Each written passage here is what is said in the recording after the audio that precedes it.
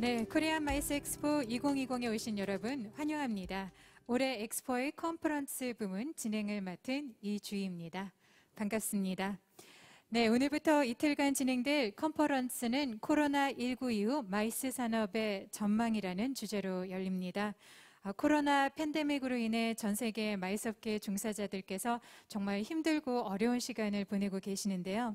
이렇게 비대면이 일상화되면서 디지털 사회로의 급속히 전환이 되고 있습니다.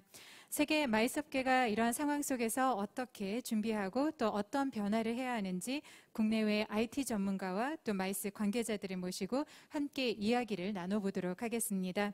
컨퍼런스는 크게 총 3개의 세션으로 구성이 되어 있습니다. 잠시 후 시작할 첫 번째 세션의 주제는 IT로 확장성을 도모하는 마이스 산업입니다. 멀리 해외에 계신 두 분의 발표자를 영상으로 만나보실 텐데요. 두 분 모두 글로벌 플랫폼 기업인 구글과 또 마이크로소프트에서 트래블 부문을 총괄하고 계신 그야말로 최신 트렌드의 선두에 계신 분들입니다. 발전하는 IT 기술이 마이스 산업과 만나 어떤 가능성을 보여줄 수 있는지 생생한 현장의 이야기를 들어보도록 하겠습니다. 먼저 마이크로소프트 트래블 글로벌 총괄인 에릭 베일리 님이 진화하는 미팅 솔루션을 주제로 발표를 해주시겠고요. 또 곧이어 구글 아시아 태평양에서 관광 및 버티컬 리서치 섹터를 총괄하는 헐마이오니 조이 님이 관광 산업에서의 디지털 트랜스포메이션이라는 제목으로 발표를 이어가시겠습니다. 오늘 컨퍼런스 영상은 홈페이지와 또 유튜브를 통해서 실시간 중계되고 있습니다. 혹시 놓치시는 분들이 있다라고 하면요, 나중에 홈페이지를 통해서 발표 영상을 또 보실 수가 있습니다. 네, 그럼 지금부터 첫 번째 세션을 시작하도록 하겠습니다.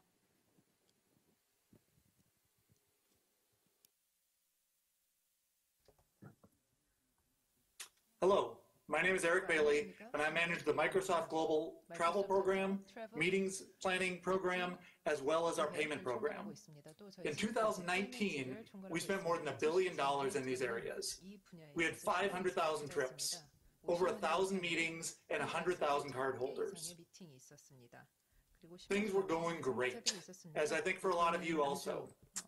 Now, in 2020, we've seen those numbers drop by 97%. We're seeing very few meetings and events. We're seeing almost no travel. We've seen huge cutbacks in this area due to COVID-19. So it's been a very, very tough year in this space for us to understand a better way to connect with our people, with our employees, and with our customers. So it's going to take us a long time to get back to where we were in 2019. 보십니다. 2019년까지 돌아가는 데까지는 시간이 오래 걸리겠지만 언젠가는 될 것 같다고 생각합니다. 혁신을 통해서 그리고 여행 기술을 같이 혼합을 하고 저희가 계속해서 지금까지 마이스 산업을 이끌어가면서 알고 있는 이 교훈들을 결합하면 될 것 같습니다. 한국은 코로나19 관리를 아주 훌륭하게 했습니다. 한국에서는 확진자를 관리를 잘 하고 계십니다. 미국보다는 훨씬 더 방역을 잘 하고 계시는 것 같습니다. 그렇기 때문에 한국에서는 많은 회의가 개최되고 있습니다. 올해 회의를 개최해 주신 한국 측의 주최 측에게 축하 말씀을 드리고자 합니다. 왜냐하면 저도 개인적으로 나가서 저희 같이 일하는 동료들 또 회의 친구분들을 만날 수 있을 것을 기대하고 있기 때문에 그렇습니다. 따라서 한국이 미래에 또 오늘날 저희가 미래로 나아가는 데 있어서 주도적인 역할을 할 수 있으리라 생각합니다.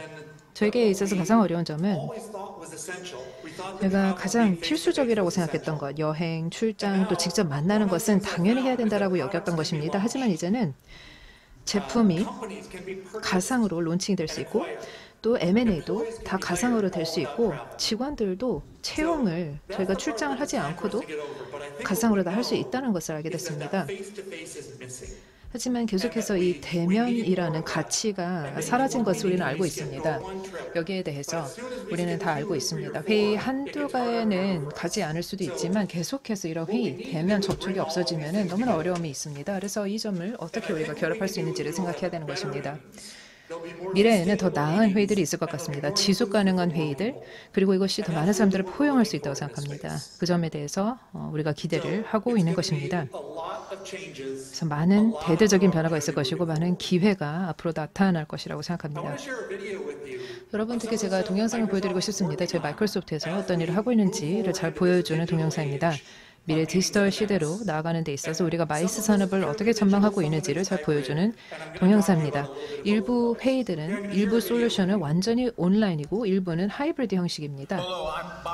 안녕하세요. 저는 밥 베잔입니다. 마이크로소프트의 이벤트 부사장입니다. 저희가 지난 6개월 동안 디지털 대전환을 경험했습니다. 저희 모든 이벤트, 모든 행사들을 디지털화했습니다. CTA와 함께 파트너십을 맺어서 올해 CES를 디지털로 탈바꿈할 것입니다. 지난 6개월의 교훈을 적극 활용할 것입니다. 우리 이런 회의들은 작년에 6,200명의 마이크로소프트 빌드를 참여하신 분들입니다. 계속해서 규모가 커지고 있고 더욱더 글로벌 디지털화가 나타나고 있습니다. 저희 마이크로소프트 빌드 작년 같은 경우는 80% 참가자가 80%가 미국이었는데요. 올해 같은 경우는 70%가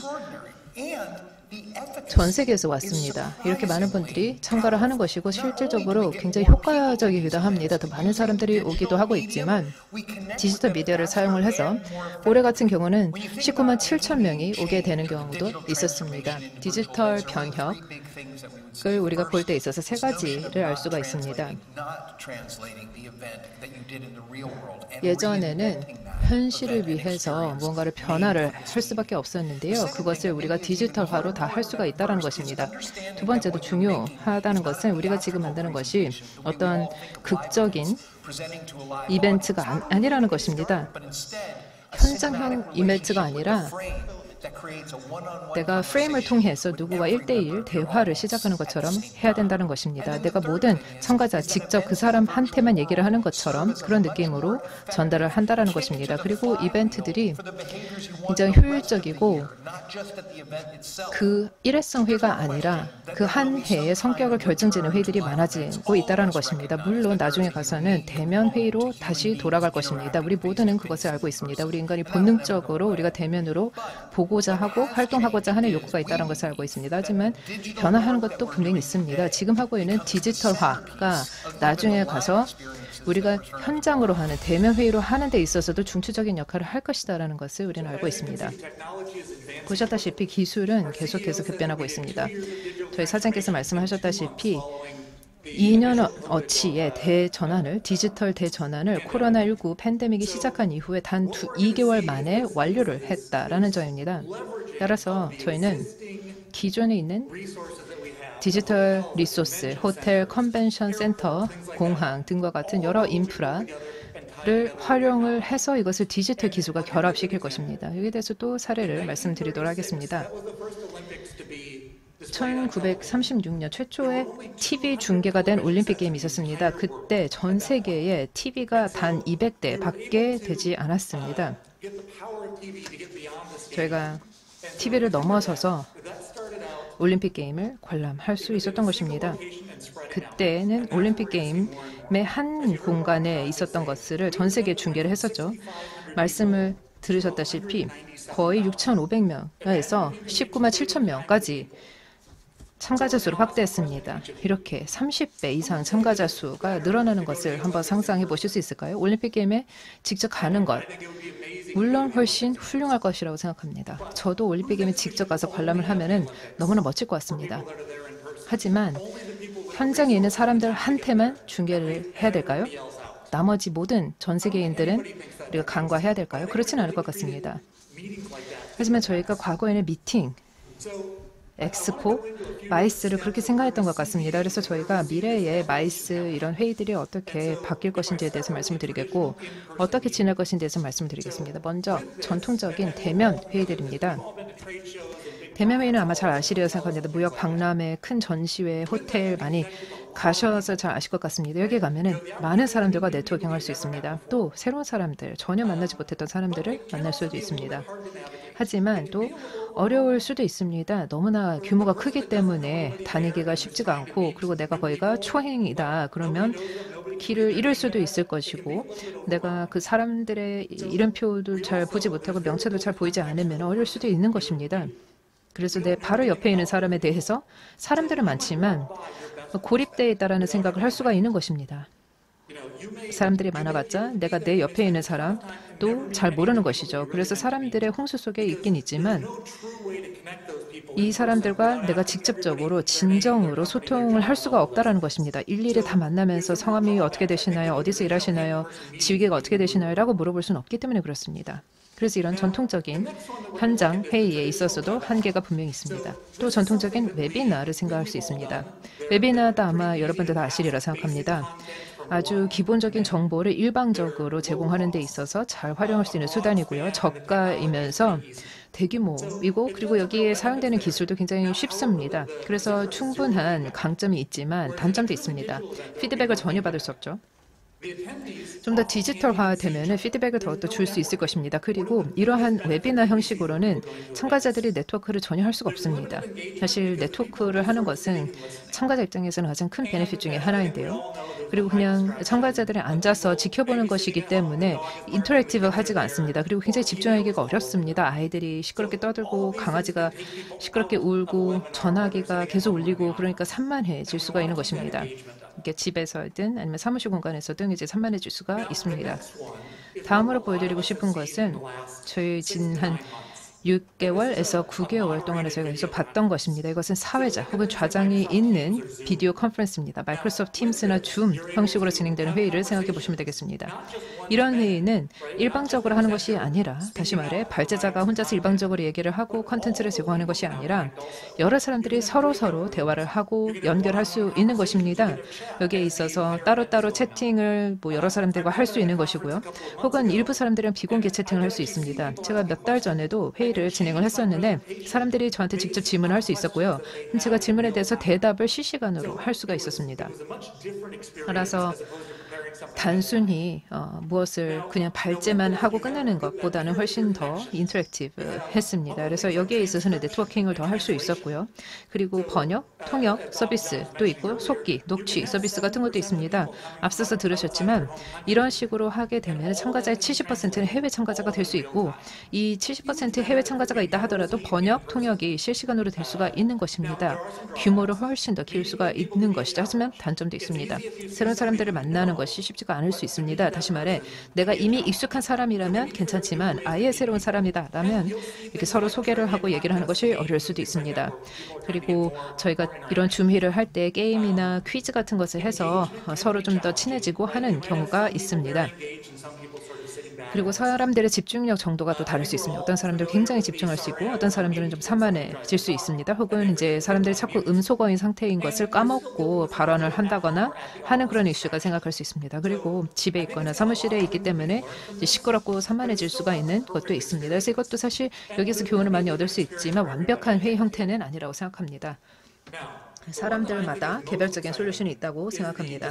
제 생각에 있어서 가장 흥미로운 또 회의 형태는 분산형 회의입니다. 여기에서는 참가자들이 역시 세계 여러 곳에서 접속할 수 있는 것입니다. 예를 들어서 월드컵인데 월드컵이 하나의 행사가 아니고 하나의 스테디움에서 하나의 경기장에서 여러 사람들이 만날 수도 있겠지만 동시에 운동장 옆에는 술집에서 사람들이 또 있고 또 운동장 옆에는 누구 집에서 사람들이 또 월드컵을 볼 수가 있는 것이고요. 혹은 옆에 사무실에서 누군가가 핸드폰으로 월드컵을 볼 수가 있는 것입니다. 하지만 이 사람들이 같이 똑같은 경기를 관람하면서 같이 소통을 할 수가 있는 것입니다. 그래서 내가 있는 공간은 물리적으로 있는 공간은 다르지만 서로 소통을 할 수가 있는 것입니다. 그리고 이렇게 월드컵이라는 굉장히 큰 수억 명의 사람들이 참가를 하는 것이다 하더라도 내가 시차가 다르다 하더라도 장소가 다르다 하더라도 보면서 또 녹음도 할 수 있고 녹취도 할 수 있고 하이라이트 영상을 볼 수 있고 여러 가지 수치 통계들을 볼 수가 있는 것입니다. 전통적인 회의 같은 경우는 한 번 일회성으로 하고 끝나고 할 수 있는데 이런 분산형 회의는 훨씬 더 많은 베네핏을 제공할 수 있습니다. 이것을 시공간으로 확장을 할 수가 있는 것입니다. 저희가 기존에 사용할 수 있는 인프라를 적극 활용할 수 있다고 생각합니다. 예를 들어서 여기 호텔방도 사용할 수 있고 컨벤션 센터를 사용할 수 있고 전시 공간을 사용하거나 경기장이나 오디토리움을 사용할 수가 있습니다. 그래서 이런 다양한 것들을 적극 활용할 수 있다는 말씀을 드리겠습니다. 이렇게 되면은 여러 사람들이 현장에서 만나고 싶어하는 사람들 올 수가 있습니다. 하지만 참가자 수가 떨어질 수 있을 것이기 때문에 이산화탄소 배출량이 떨어질 것이고요. 그리고 분산형으로 한다면 서울에서 회의를 하나 개최를 하고 동시에 도쿄에서 또 개최를 하고 미국 동부 지역에서 혹은 미국 서부 지역에서 동시에 할 수 있는 것입니다. 탄소 발자국은 줄면서 하지만 만나고 싶어하는 사람들은 만날 수 있는 기회를 제공하는 것입니다. 그리고 여기에 있어서는 비용도 많이 떨어질 수 있습니다. 지금까지는 한 1억 달러 정도, 거의 마이크로소프트는 한 달에 T&E 비용이 한 1억 달러 정도가 소요된다는 말씀을 드리겠습니다. 그래서 이런 비용 같은 경우도 다른 곳으로 투자를 할 수 있다는 말씀을 드리겠습니다. 지금 전체 총 참가자들이 드리는 지출 같은 것을 생각을 할 때 이런 예산을 저희가 전환을 해야 될 필요가 있을 것입니다. 하지만 단점들도 있습니다. 왜냐하면 좀 더 비쌀 수가 있습니다. 다양하게 기획을 해야 되고 카메라도 더 많이 사용될 수 있고 장비가 더 많이 필요할 수 있기 때문에 제작 비용 자체가 올라갈 수 있고요. 그리고 T&E도 재분배해야 될 필요가 있습니다. 또한 기술의 난이도도 올라갈 수 있다고 생각합니다. 지금 컨벤션 센터, 호텔 등과 같은 기존의 인프라에다가 더해서 기술적으로도 어떤 확충을 해야 되기 때문에 기술 솔루션을 제공할 수 있는 파트너들과 같이 협업을 해야 될 필요가 있습니다. 미래에 있어서는 기술이 사실 어디에나 다 있을 것이기 때문에 이런 기술 솔루션을 잘 활용해야 될 필요가 있습니다. 하지만 또 다른 예가 있습니다. 대면 플러스 디지털 증강된 회의가 있습니다. 얘는 보시면은 사람들이 많이 있고 내가 아는 사람들도 있고 모르는 사람들도 있고 그럴 수 있습니다. 여기에서 중요한 것은 내가 우연히 누구를 만난다라는 것이 아닐 것입니다. 예를 들어서 여기 아래 다이어그램을 보시면은 내가 저쪽에 있는 사람을 우연히 만날 수도 있지만 우연히 만나는 것이 아니라 디지털 기술을 사용을 해서 우연을 의도로 바꾸는 것입니다. 의도적으로 내가 저 사람 만날 수 있도록 하는 것입니다. 올림픽이나 아까 제가 월드컵 얘기를 말씀을 드렸지만 직접 내가 올림픽 가고 싶죠. 그리고 내가 직접 월드컵 가서 보고 싶습니다. 하지만 그렇게 하지 못하는 사람들은 어떻게 될까요? 화상으로 하는 것입니다. 어떤 사람들은 내가 코로나가 아직 걱정돼서 혹은 감염병이 걱정돼서 혹은 장애가 있어서 직접 갈 수가 없을 것입니다. 혹은 예산이 없어서 시간이 없어서 갈 수가 없습니다. 하지만 이런 사람들도 저희가 다 포용을 하고 싶습니다. 그렇게 하면은 6,400에서 19만 7천 명까지 이 참가자 수를 극대화시킬 수 있는 것입니다. 하지만 그렇다고 해서 대면 회의가 아예 없어지는 것은 아닙니다. 대면 미팅들은 있는 것입니다. 이렇게 다양하게 하는 것입니다. 원격으로 접속하는 분들도 더 편하게 소통할 수 있어야 되겠습니다. 저희 핸드폰, 노트북, 컴퓨터를 사용을 하지만 앞으로는 이런 디지털 기기가 더욱더 컨벤션에서 많이 사용이 될 수 있으리라 생각합니다. 여러 화면, 사람들이 노트북을 통해서 여러 사람들과 접속해서 얘기를 하는 것을 곳곳에서 볼 수 있을 것이고요. 비디오나 오디오를 적극 활용해서 호텔에서도 여러 회의실에서 사람들이 또 개별적인 회의를 하는 것을 알 수 있을 것입니다. 그런 개별적인 회의, 이런 미팅들이 진행을 될 때 이게 화상으로 또 다른 사람들을 만날 수도 있을 것이고 대면으로 미팅을 할 수 있을 것입니다. 다시 말해 이런 문화적인 대전환이 있는 것인데 단점이 또 있을 수도 있을 것입니다. 예를 들어서 내가 QR코드를 스캐닝해가지고 이 사람은 어디서 일을 했구나, 이 사람의 이력이 어떻게 되는구나 라고 보는 것에 대해서 거부감을 느낄 수 있는 사람들이 있을 수 있습니다. 사실 지금은 그래도 사람들이 좀 더 편하게 생각을 하고 있어서 줌 회의를 통해서도 내가 누구 링크드인 프로필을 보고 할 수도 있겠지만 앞으로는 더욱더 기술이 많이 사용됨에 따라 여기에 대해서 거부감을 느낄 사람들도 있을 것입니다. 그리고 또 원격으로 접속하는 사람들에 대해서 우리가 다 잘 소통을 할 수 있는지 이것을 기술적으로 확보를 해야 되는 것인데 여기에 대해서도 우리가 확보를 해야 될 필요가 있습니다. 이산화탄소 발자국이 증가할 수도 있습니다. 지금 향후 이 여행 산업에 있어서 지속가능한 관광, 지속가능한 여행에 대한 포커스가 많이 있습니다. 여기에는 장거리 여행을 지향을 하고 또 단거리 여행을 더욱더 하는 그런 여행인데요. 그렇다고 해서 대면 회의나 여행이 아예 없어지는 것은 아니지만 이산화탄소 배출에 대한 압박감을 느낄 것입니다. 사실 우리가 나아가는 데 있어서 항공 연료 같은 경우도 우리가 지속가능하게 구매를 해야 된다든가 라는 그런 압박감이 있습니다. 이게 결코 값이 싼 것은 아니지만 더 많은 기업들이 그렇게 할 것입니다. 그렇다면 여기에 분명 기회가 있습니다. 더 포용성을 키우고 더 연결을 하고 더 의도적으로 더 지속 가능하고 더 많은 사람들과 관여를 해야 될 필요가 있습니다. 그리고 저희가 다른 사람과의 연결 소통을 하는 것입니다. 작년에 제가 했던 것을 다만 다른 방식으로 해야 된다는 것입니다. 몇 말씀 더 드리고 마무리 짓도록 하겠습니다.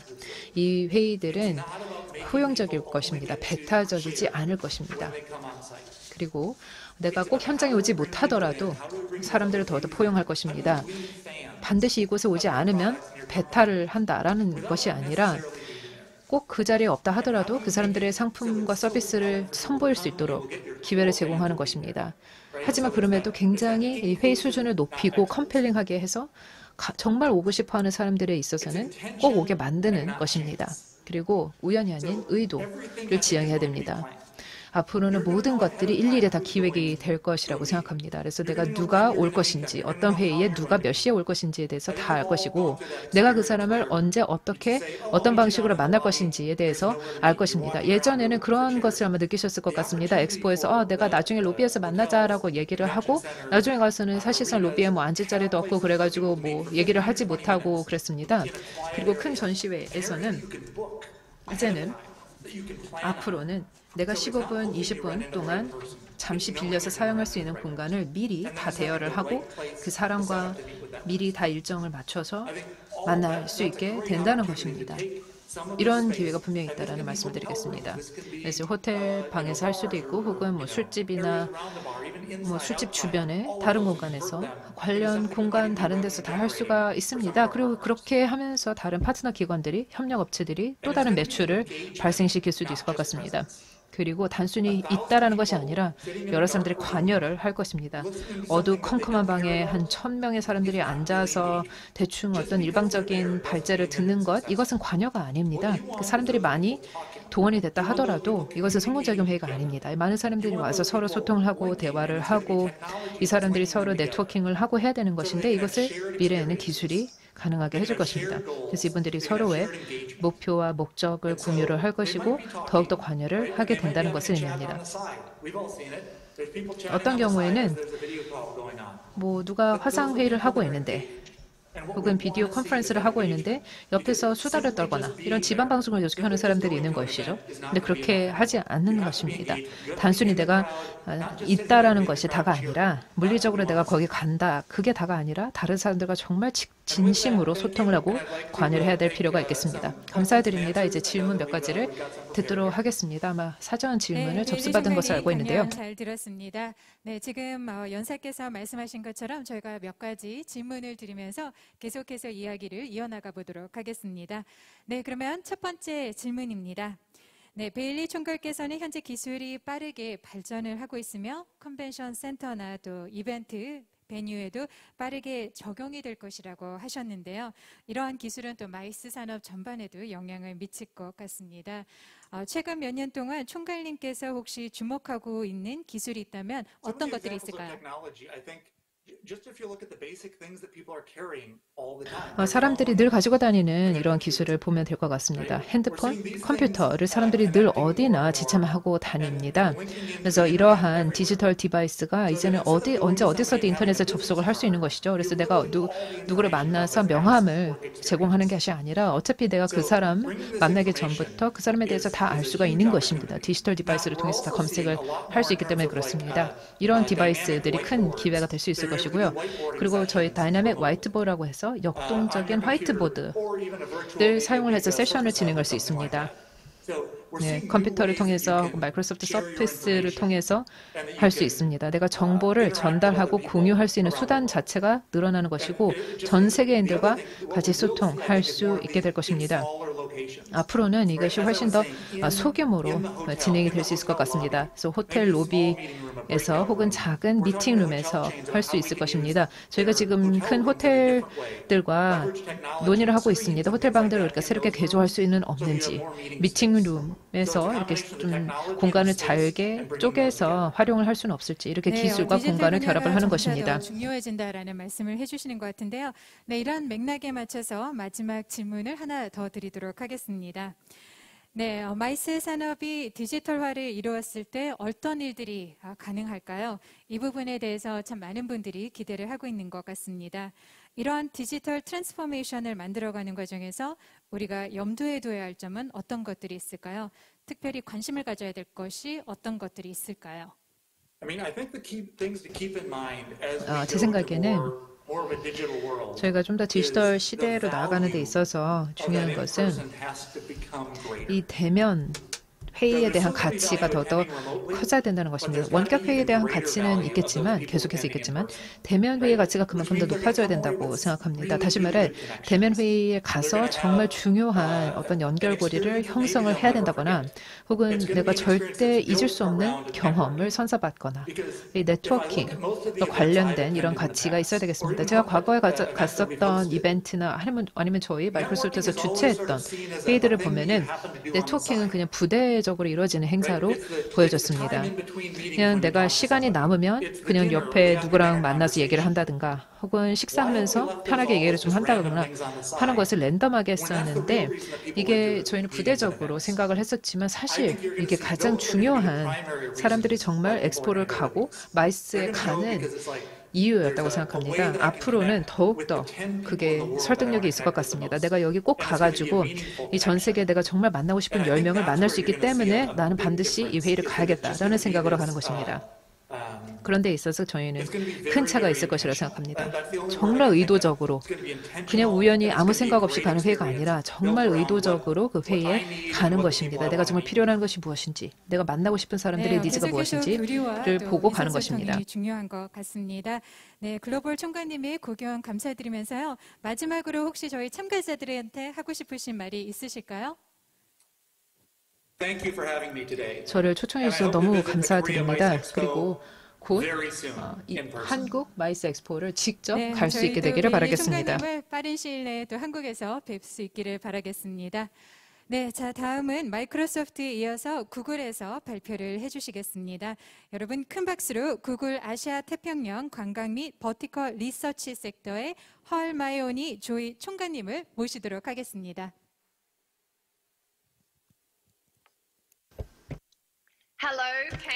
네, 안녕하십니까. KME 2020.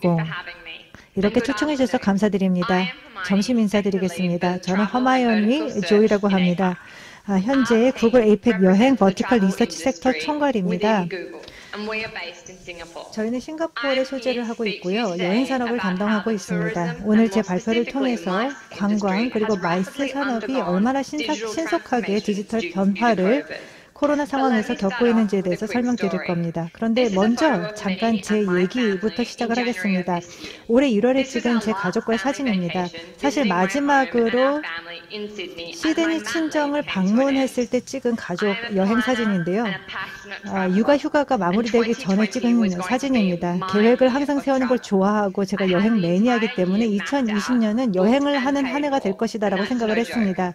한 해를 다 완전하게 계획하고 예약까지 하고 결제까지 마무리했는데 농담이 아닙니다. 그런데 그때 그 여행이 마지막 여행이 될지는 생각도 못했습니다. 10개월인가요? 320일 정도 여행을 제가 못 간 겁니다. 그건 불가능할 거야 라고 저는 과거에 말을 했을 겁니다. 그런데 이제 시간을 돌려볼까요? 싱가포르에서 뉴 노멀 시대에 살고 있습니다. 제가 바이러스와 같은 변수가 이렇게 세계를 멈추게 할 것이라고는 꿈에도 상상을 못했습니다. 제가 살면서 평생 이런 전 세계적인 위기는 겪은 적이 없는 것 같습니다. 1918년도 스페인 독감 이후는 처음인 것 같습니다. 제가 이렇게 말씀을 드리는 이유는 코로나가 여행 산업에 있어서 블랙스완이었을 뿐만 아니라 세대 간 변화를 가져오고 있기 때문입니다.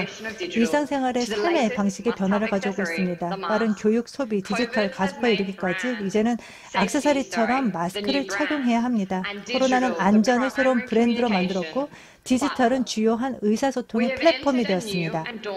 우리는 새로운 도전적인 미래 세계에 진입했습니다. 그렇지만 그 안에는 또 많은 기회가 존재합니다. 이제는 그 기회에 우리가 적응하고 회복력을 갖고 혁신만 하면 됩니다. 다행스럽게도 희소식이 있습니다. 글로벌 팬데믹에도 불구하고 강력하고 증가하는 여행에 대한 억압된 수요가 아태 지역에 있습니다. 단순히 다른 방식으로 표출될 뿐입니다. 먼저 이런 억압된 수요를 통해서 예를 들어 저 같은 사람이 싱가포르에 앉아서 뉴스를 필사적으로 보면서 언제 여행 버블이 다시 재개될 수 있을지를 궁금해하는 것이죠. 두 번째는 국내 여행으로 표출되고 있습니다. 사실 여행 부분에 있어서 소비자 신뢰가 크게 변했다는 것을 알 수 있습니다. 아태 지역의 소비자의 2명 중 1명이 이제 여행을 떠나기를 기다리고 있습니다. 이는 올해 초반과는 상당히 큰 변화입니다. 당시만 하더라도 소비자는 일단 기다려본 다음에 예약을 하겠다라고 대답을 했었습니다. 이제는 이런 입국 제한 조치에도 불구하고 지금 여행을 가고 싶다는 수요가 존재한다는 뜻입니다. 그래서 우선적으로 아태 지역 시장에 진입을 하기 위해서는 무엇보다도 먼저 이해하는 것이 엄청난 다양성이 존재하는 시장이라는 점입니다. 이곳에서 성공하기 위해서는 기업 모델이나 형태와는 상관없이 세분화가 필요합니다. 또 규모의 현지화가 필요합니다. 코로나19는 여행자들에게 새로운 복잡한 환경을 가져다 주었습니다. 출장이건 레저용 여행이건 상황이 복잡해졌습니다. 그래서 오늘 발표를 위해서 3가지 주요 요소에 대해서 설명을 하겠습니다. 먼저 소비자들이 원하는 건 유연성입니다. 이제 어떠한 여행 상품에 대해서 결제를 할 때 유연성을 필요로 하고 이것이 새로운 노말입니다. 시작점이기도 합니다. 두 번째는 안전성입니다. 여러분들이 안전조치에 대해서 소통을 하고 알리는 것이 바로 차별화의 요소가 될 것이고 이를 통해서 소비자가 여러분의 브랜드와 관여할 것입니다. 이제 안전은 새로운 브랜드 자산이자 충성도가 되고 있습니다. 세 번째, 국내 여행에 대한 수요가 증가하고 있습니다. 소비자들은 또 직접적으로 이동하는 것을 중요하게 생각합니다. 직항이나 버스, 기차를 타고 최종 목적지까지 여러 장소를 거쳐가게 됩니다. 그리고 목적지에서 3-4시간 정도의 이동 시간으로 해결할 수 있는 여행지를 가기를 원합니다. 이것이 3가지 주요한 소비자 변화이지만 가장 큰 변화는 사람들이 얼마나 빠르게 디지털 환경 내에서 변화하고 있는가입니다. 지난 10개월에 걸쳐서 디지털 가속화가 정말 드라마틱하게 이루어지고 있습니다. 예를 들어서 동남아시아를 보면 이곳의 70% 이상이 온라인에 접속하고 있습니다. 또 4천만 명 이상의 신규 사용자가 우리 구글 서비스를 접속하고 있습니다. 트렌드에 따르면 이 신규 사용자 10명 중 9명은 계속해서 온라인으로 접근을 할 겁니다. 디지털 기술을 포스트 코로나 시대에서도 1차적인 접근 플랫폼으로 사용을 한다는 의미입니다. 희소식입니다. 그리고 생각할 만한 고민거리입니다. 디지털 전략과 또 사업 전략을 구축하는 데 있어서 디지털이 중심이 되어야 합니다. 그래서 소비자를 더 잘 이해하기 위해서는 우리가 칸타사와 중국에서 소비자 조사를 진행을 했고 그 결과에 대해서 말씀을 드리겠습니다. 중국 시장이 가장 신속하게 코로나에서 회복을 했기 때문입니다. 온라인 접근성에 대한 새로운 수요 그리고 욕구가 우리 조사에서도 잘 드러내고 있습니다. 중국 여행자의 70%가 온라인으로 여행 예약을 할 것으로 예상되고 이것이 코로나 이후 시대에도 계속 진행이 될 거라는 겁니다. 이러한 트렌드는 모든 여행 상품에 전반적으로 보여지고 있습니다. 디지털 가속화는 새로운 디지털 서비스 소비자의 94%에 있어서 유의미하고 이들은 지속적으로 온라인 툴을 통해서 예약을 하고 앞으로도 자주 사용할 것이라고 대답을 했습니다. 이것은 정말 중요한 요소입니다. 여러분들이 마이스 전략을 구축하는 데 있어서의 필수 요소입니다. 이제 고객들은 다른 방식으로 여러분들과 관여하고 여러분들도 소비자의 새로운 수요에 맞춰서 변하기를 기대합니다. 처음부터 끝까지 무단절의 디지털 경험, 예약에서 체크인까지입니다.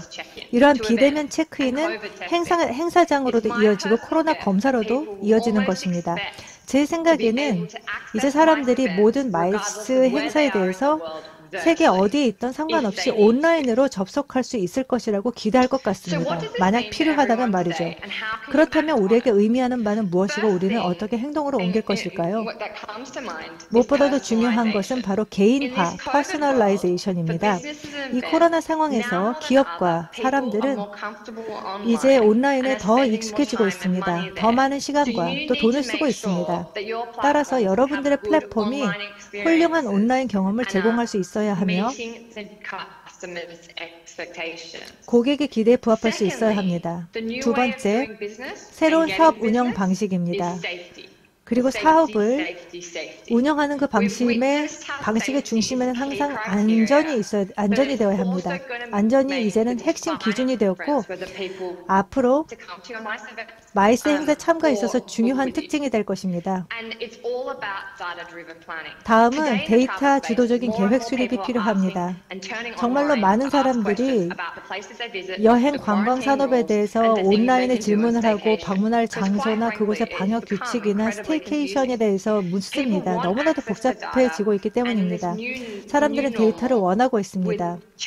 또 뉴 노멀 시대에는 매일 변화가 발생을 하고 있기 때문에 단순하게 고객들에게 데이터 접근성을 제공하는 것뿐만 아니라 우리 팀이 그 트렌드를 정확하게 파악하고 있어야만 합니다. 그래야만 유일하게 성공할 수 있기 때문입니다.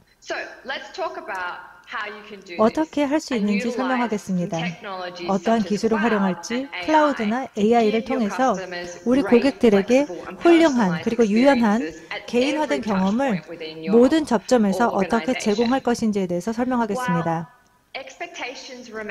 이러한 기대치는 현재 팬데믹 상황에서도 변함은 없습니다.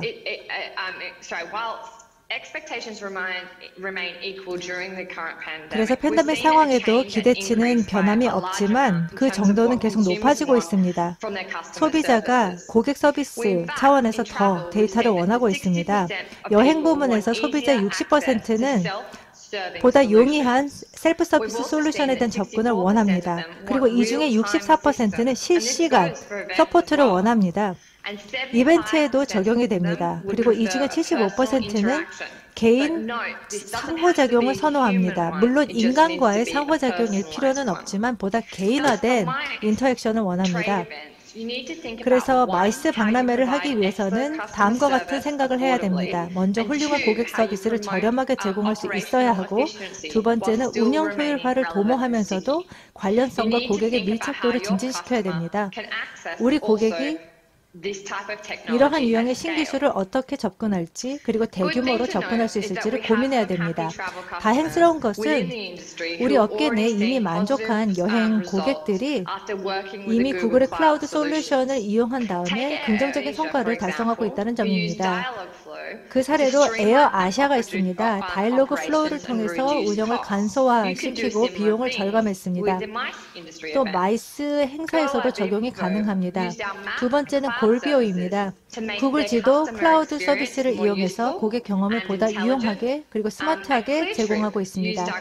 또 클리어 트립은 클라우드를 이용해서 여행객들을 위한 경험을 맞춤화하였고 안전 관련 정보를 제공하고 있습니다. 그러면 이 신기술 AI 챗박스를 어떻게 활용할 수 있을까요? 우리 서비스를 간소화하고 이를 주요 행사에서 어떻게 보여줄 수 있을까요? 제가 개인화, 맞춤화에 대해서 말씀을 드렸고 또 규모 확대의 중요성, 클라우드 AI 플랫폼의 활용의 중요성에 대해서 말씀을 드렸습니다.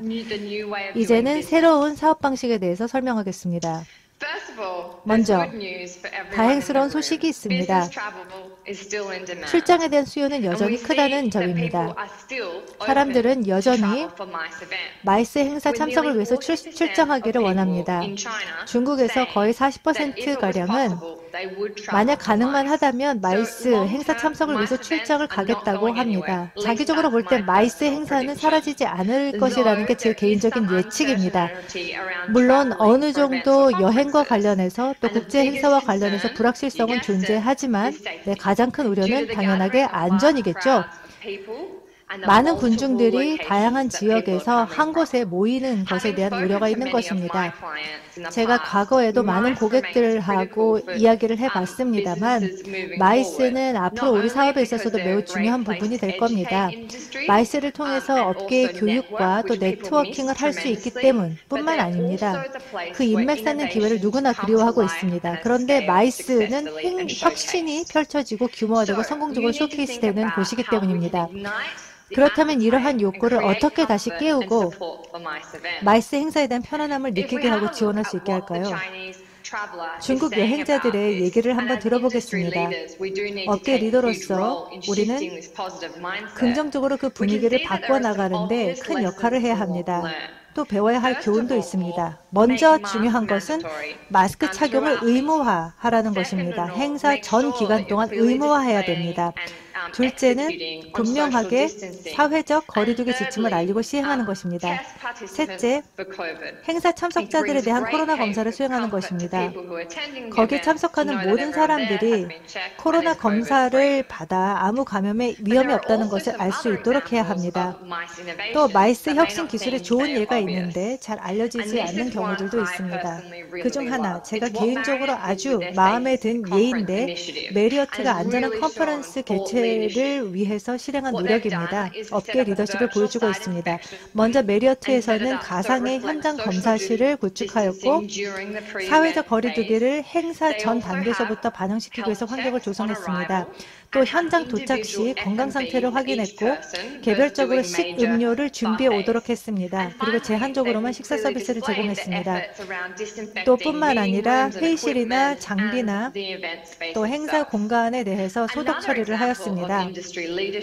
또 업계 리더십을 보여준 예가 싱가포르 정부입니다. 최근 싱가포르 정부는 시범 사업을 통해서 마이스 행사를 재개했고 250명까지 출입을 허용했습니다. 온라인, 오프라인 플랫폼을 혼합적으로 사용해 방문객 동선을 위한 맞춤화된 준비를 했습니다. 저도 다행스럽게 이 행사를 참여할 기회가 있었고 훌륭한 경험을 했습니다. 너무나도 편했고 싱가포르 정부가 사회적 거리두기를 잘 적용시켰고 뿐만 아니라 참석자들도 거의 대부분 코로나 검사를 받았습니다. 이러한 종류의 업계 리더십이야말로 우리가 지속적으로 마이스 출장과 관련한 불을 지필 수 있는 요소가 될 것입니다. 다음은 마지막으로 데이터 주도적 계획 수립에 대해서 말씀드리겠습니다. 코로나로 인해서 상황이 불확실해졌습니다. 그렇지만 무엇보다도 확실한 것은 트렌드에 계속 깨어 있어야 한다는 점입니다. 관광업에 영향을 미칠 수 있는 변수가 하루아침에 발생할 수 있기 때문입니다. 즉 마이스 행사 기획자로서 다음을 반드시 해야 됩니다. 거시적인 트렌드에 항상 관심을 기울여야 될 뿐만 아니라 데이터 주도적인 접근 방식으로 사업 전략을 짜야 합니다. 뿐만 아니라 우리의 고객들 그리고 행사 참석자들에게 솔루션과 방법을 제공하여 이들의 사업도 마찬가지로 데이터를 중심으로 하고 의사결정을 할 수 있도록 도와야 합니다. 그래서 모든 정보를 기반으로 이들이 소비자들과 여행자들에게 단절없고 복잡하지 않은 여행을 제공할 수 있도록 도와야 합니다. 그러면 구글은 어떤 도움을 드릴 수 있을까요? 구글 얼러트가 그중 하나입니다. 제가 가장 좋아하고 많이 사용하는 상품입니다. 구글 얼러트를 통해서 최신 정보를 접하게 됩니다. 또 제가 데이터 주도적으로 운영할 수 있습니다. 제가 관심 있는 주제에 대한 새로운 기사가 나오면 알람을 받는 것입니다. 이러한 시기일수록 알러트를 촉발시켜서 현지의 코로나 상황을 이해할 수 있고 소비자들이 여행에 대해서 생각하는 바를 이해할 수 있습니다. 핵심어를 입력하고 내가 가장 관심 있는 주제를 넣고 어떻게 그 정보를 받을지 이메일로 받거나 1일 기준 또는 일주일에 한 번씩 받을 수 있습니다. 구글 트렌드가 또 다른 좋은 도구입니다. 그렇지만 오늘 발표를 위해서 여러분들이 구글 트렌드를 활용해서 마이스와 관련한 소비자의 관심이 어떻게 변하고 있는지를 설명하겠습니다. 두 개 국가를 비교해 보았습니다. 계획에도 도움이 될 사례입니다. 여기에서는 싱가포르와 한국을 비교한 사례입니다. 싱가포르는 붉은색, 한국은 파란색으로 표시되어 있습니다. 뿐만 아니라 구글 트렌드를 활용하여 우리의 핵심 청중이 누구인지를 파악할 수 있고 또 누가 마이스 행사에 관심이 있는지 이들이 관심이 있어 할 주제가 무엇인지를 알 수 있습니다. 그래서 여러분들의 마케팅 메시지를 맞춤형으로 보다 구체화시킬 수 있습니다.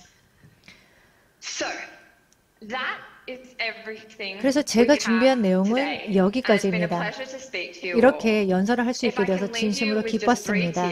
세 가지만 조언을 하겠습니다. 첫 번째, 디지털 경험을 개인화시키라는 것, 그리고 마이스 고객들에게 있어서 전 과정에 걸쳐서 개인화시키라는 것. 두 번째는 기술을 중시하고 무엇보다 안전성을 가장 중시하라는 것. 세 번째는 데이터 주도적 접근 방식, 민첩성, 그리고 빠른 적응이 필요하다는 것입니다. 이를 통해서 고객들의 빠르게 변하는 니즈에 부합할 수 있을 것입니다. 네, 감사합니다. 할마이오니 조이 총괄님 강연 잘 들었습니다. 이번에도 추가로 질문을 몇 개 드리면서 관광 및 또 마이스 산업의 변화에 관한 이야기를 이어가 보도록 하겠습니다. 네, 그러면 첫 번째 질문입니다. 네, 지금 조이 총괄님께서는 구글에서 근무를 하고 계시지만 또 그 이전에 관광산업에서 오랫동안 활동을 해오셨습니다. 그 누구보다도 디지털화가 관광산업에 미치는 영향에 대해서 잘 알고 계실 것 같습니다. 코로나 팬데믹 이후 마이스 산업과 또 관광산업 분야에서는 이 디지털화의 필요성과 또 중요성이 대두가 되고 있습니다. 오늘 이 자리에는 전 세계 마이스 업계 관계자분들이 온라인 또 오프라인으로 참여를 하고 계시는데요. 이러한 디지털화를 하려는 기업이나 기관들에게 어떤 조언들을 해주실 수 있을까요? 어떤 이야기를 해주실 수 있을까요? 예, 좋은 질문해 주셔서 감사드립니다. 예, 소비자들은 계속해서 디지털화되고 있습니다. 디지털이 가장 중요하다는 말씀을 드렸습니다. 그리고 우리가 사업을 앞으로 구축하는 데도 중심에 디지털이 있어야 됩니다. 그렇지만 쉽지는 않을 것이고 하루아침에 전환시킬 수 있는 것도 아닙니다.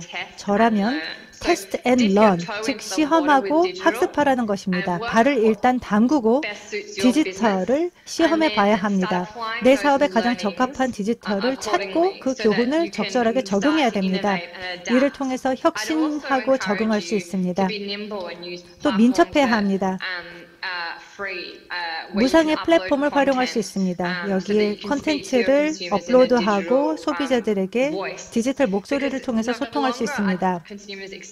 소비자들은 더 이상 이렇게 극장에서 보는 정도의 고선명 콘텐츠를 원하는 것이 아닙니다. 이들이 보고자 하는 것은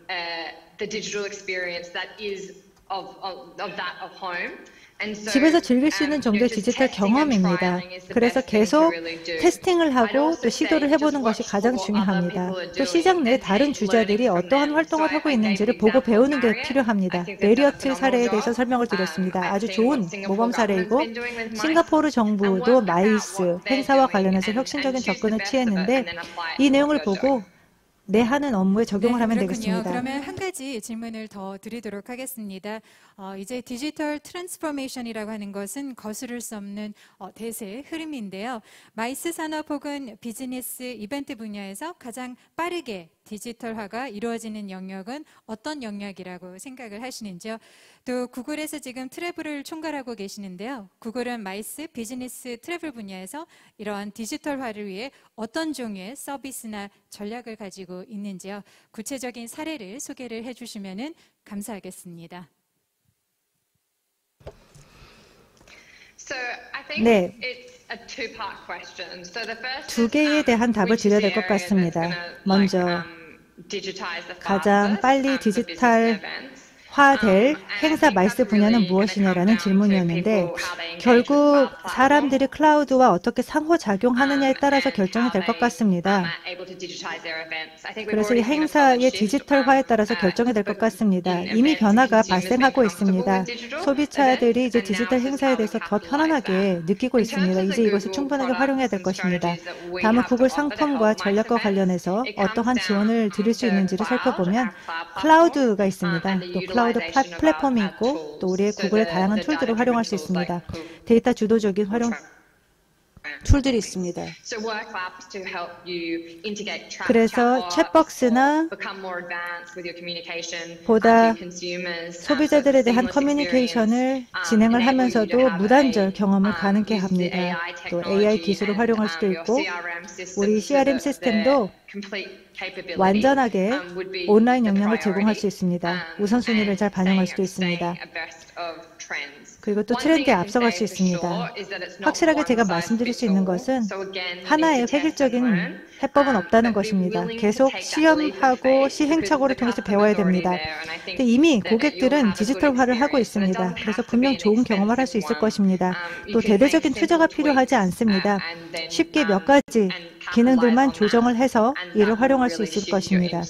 이를 통해서 여러분들의 행사, 사업 전략이 바뀌게 될 것입니다. 한 가지 더 사례를 들어보면은 구글이 최근에 트래블 에이펙 이벤트라는 행사를 했는데 이틀에 걸쳐서 수행을 했습니다. 원래는 대면으로 이틀 행사로 하는데 이번에는 3시간씩 이틀에 걸쳐서 온라인으로 했습니다. 그래서 원하는 경우 주문형 콘텐츠를 받아볼 수 있도록 2주 뒤에 방영을 했습니다. 물론 네트워크할 기회는 없었습니다. 그렇지만 이를 위해서 캘린더 인바이트를 제공해서 네트워킹을 할 수 있는 기회를 제공했습니다. 어느 정도 성공을 했다고 생각합니다. 두 번째는 유튜브에서 수행을 한 브랜드 캐스트입니다. 고객들에게 가상 경험을 제공했습니다. 대면 경험은 아닙니다만 브랜드 캐스트 아시는 분들 많을 겁니다. 이를 통해서 고객들이 자신들의 경험을 맞춤할 수 있도록 하였습니다. 관심사항을 담고 있는 플레이리스트를 줬고 팟캐스트도 정기적으로 또 일관성 있게 제공을 하여서 이 고객들이 들을 수 있도록 하였습니다. 이들의 관심에 맞게 제공을 하였고 이에 대해서는 좋은 반응을 얻었습니다. 네, 감사합니다. 디지털 트랜스포메이션을 통해서 이제 마이스 업계가 앞으로 나아갈 방향에 대해서 생각해 볼 수 있는 아주 유익한 시간이었습니다. 실질적인 조언도 참 많이 해주셨는데요. 오늘 총괄님께서는 어떠셨는지 소감 한마디 부탁드리겠습니다. 예, 감사합니다. 이렇게 초청해 주셔서 감사드립니다. 마이스 트래블 행사 너무나도 즐거웠습니다. 여러분들도 많은 것을 배울 수 있기를 바라고 건승을 기원합니다. 오늘 싱가포르에서 온라인으로 참여해 주신 헐마이오니 조이 구글 에이펙 트래블 총괄님께 여러분 큰 박수 부탁드립니다. 감사합니다. 네, 글로벌 IT 기업 구글과 마이크로소프트가 바라보는 마이스 산업의 미래에 관해 많은 이야기를 나눌 수 있는 시간이었습니다. 코로나 시대 디지털 혁신 기술이 마이스 산업에 어떤 영향을 미칠지 또 어떤 변화를 가져올지 많은 것을 배울 수 있는 시간이었다라고 생각이 듭니다. 네, 그러면 저희가 지금 잠시 휴식 시간을 갖고 3시 31분부터 제2세션을 진행하도록 하겠습니다. 또 온라인으로 보고 계시는 시청자 여러분께서도요, 잠시 휴식 시간을 취하시고 제2세션에서 다시 인사드리도록 하겠습니다. 감사합니다.